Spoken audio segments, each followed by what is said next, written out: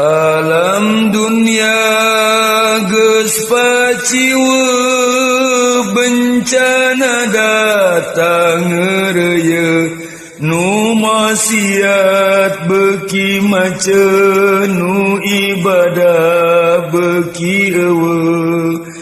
Alam dunia beuki keung loba jalma nu malaweung nu doraka beuki anteng kana ibadah teu mayeng.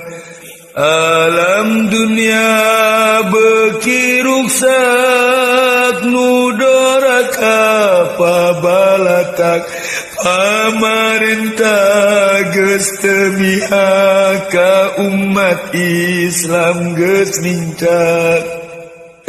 Alam dunia geus pakeu ku bencana angin puyuh loba tangkal anu rubuh katut imah gera runtuh. Alam dunia beuki hancur jalma-jalma geus lalacur silih hewan jeung dulur poho kana alam kubur. Alam dunia beuki poek geus loba jalma nu fasik umat Islam silih ledek ka ulama wani ngadek.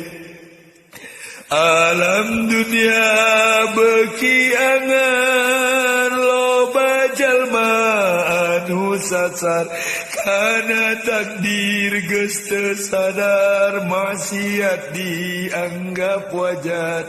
Alam dunia geus teu caang loba beja anu mangmang ngabohong geus teu kapalang berita geus nyara rimpang.